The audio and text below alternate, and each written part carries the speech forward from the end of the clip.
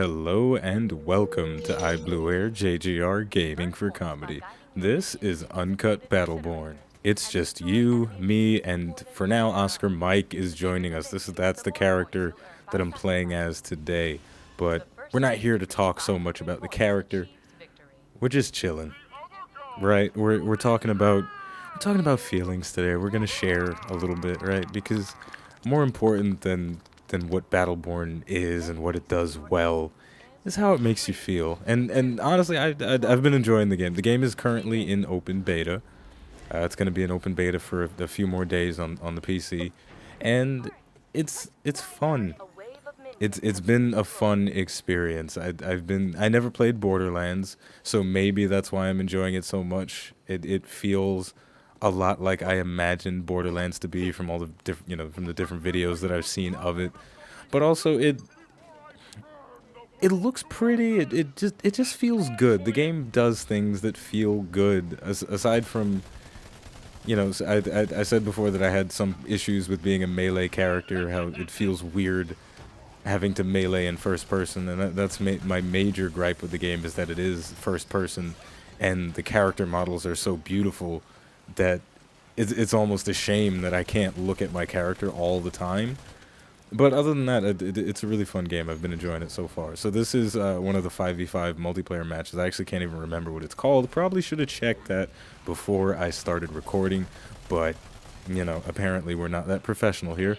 Anyway, so it's a 5v5 thing, and what's interesting about both of the multiplayer maps that are available in the open beta, I think there is one more map or playlist kind of thing that's going to be available in the fully released version, but it's got both of the game types have MOBA elements and shooter elements, right? So everybody starts off with their characters, and they have two different skills and an ultimate ability that they unlock as they level up. You gain experience from killing players and from killing minions and doing objectives and things. So it's got these elements that you would find in a MOBA where you can, if you perform really well, if you kill a lot of players, then you level up and you get bonuses and you get attribute points to spend on abilities and stuff like that. So it's got that sort of, okay, I can farm creeps and get more levels than my opponent and beat them out that way, or I can farm kills. So it feels like you're playing a MOBA in first person. So it's almost like the first person shooter version of Smite, which is pretty interesting, right? It's cool. MOBAs are fucking everywhere, right? Part of my French. I'm gonna curse a little bit, but MOBAs are everywhere, and I'm struggling to kill this guy. I'm pretty bad at video games in general, except for strategy games. I got chopped up. I've never been good at Call of Duty. My aim is terrible. And I'm not good at meleeing either in this game. I'm a bit better at range than I am at melee, but that's not the point. The point is, this game is blending together a lot of different elements, and it doesn't feel like they're trying to force anything. They all feel pretty good together, right? The MOBA elements are pretty seamless. The shooting elements, they feel smooth enough. The only thing, I guess, that could be annoying is that when you add damage values and things to shooting, it definitely you have to do a little bit of suspension of disbelief, right? Because it's not like Call of Duty where you can pop somebody in the chest 3 times, pop, pop, pop, and then they're dead, right? You gotta spray somebody because they got 1,000 health. Your bullets only do X amount of damage, so you're gonna have to unload like 3 clips into somebody's chest if you're trying to kill them. Headshots make it a crit or whatever. So it's that sort of RPG with a gun kind of feeling that you get from Destiny and Overwatch, and I mean not Overwatch, Destiny and The Division, that New York City based shooter RPG MMO thing. But it's cool, and right here I just leveled up, and I also just used some credits to purchase a turret, which is part of the objective control. This particular mission they said at the beginning, but it was the volume was a little low on that because I'm talking and my voice is more important. But the objective is to send your minions into the enemy tower so that they can destroy it. So they just walk up there, and then they just suicide bomb the tower, and you play the objectives, right? It's a cool objective based thing that's going on, and you're rewarded for playing the objectives.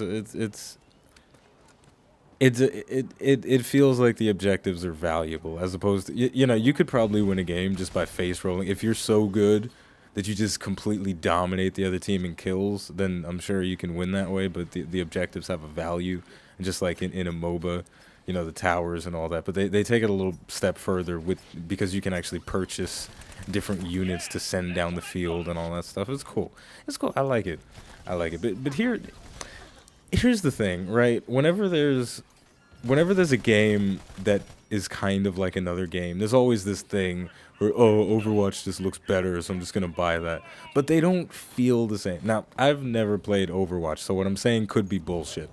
But I don't think Overwatch would make me feel the same as Battleborn would make me feel.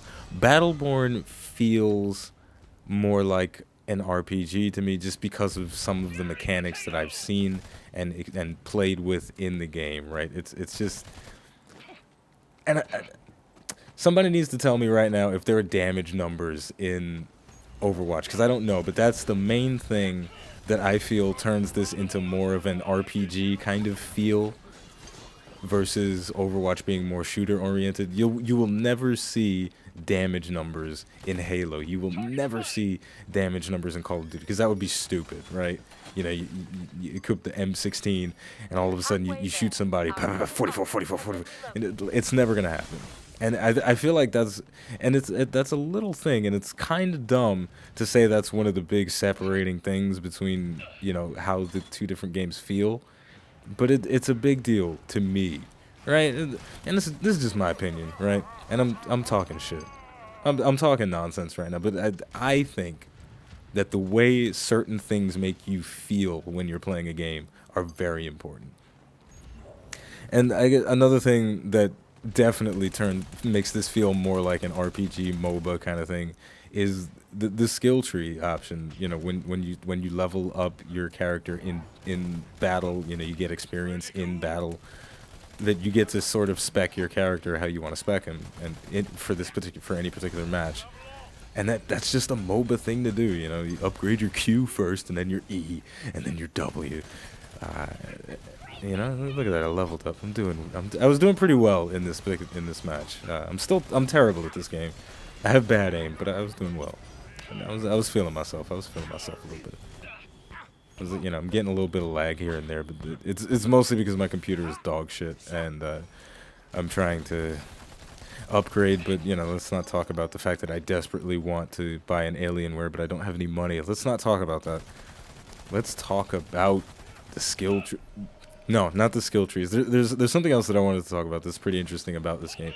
So it's $60, right? It's got a full retail price. Ooh, this guy was right up in my grill. He thought I was AFK. I'm just upgrading my skills, bruh. Better stand back. Better stand back.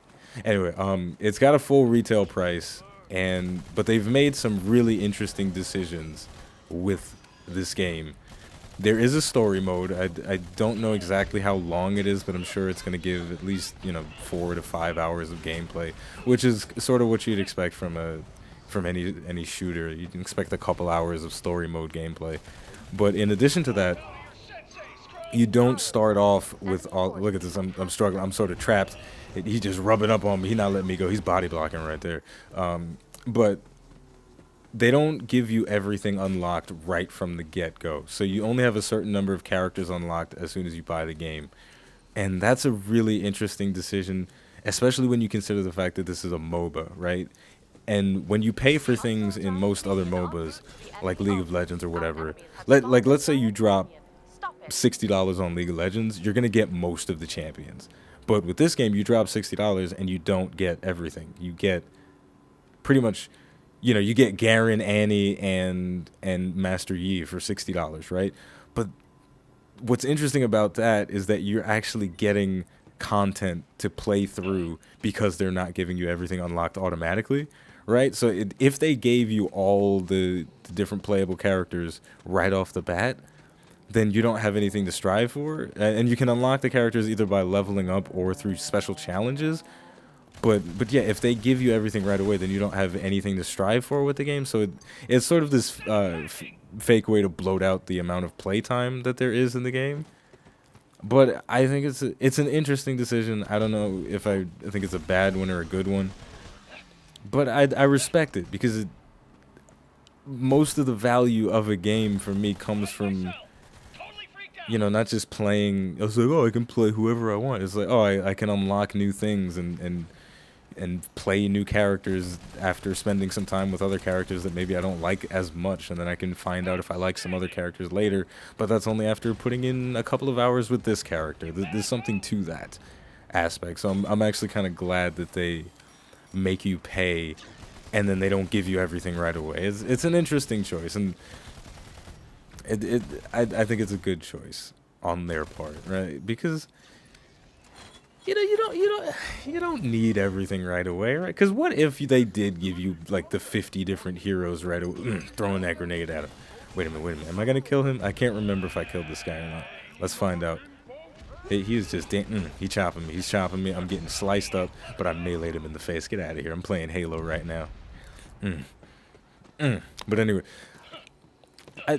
but the real question is, what if they did give you everything from the start? What if they gave you all of the playable characters from the start? Then what do you really have to strive for? You can get these, you know, minor upgrades in the form of the gear that you can, the gear loadouts that you can bring on matches, but then what is that really? You know, just as, oh, I can get plus 10% attack and farm for plus 20% attack damage, but that's not the same as, ooh, I can play this game a little bit and then unlock a whole new character. That sort of feels better than unlocking just some minor upgrades. And I totally cheesed that a little bit. He was trying to mess with me, and I used my ult and shot it right on the floor, and it sort of calls in an airstrike, and that's disrespect. That's sort of BM a little bit, but that's fine.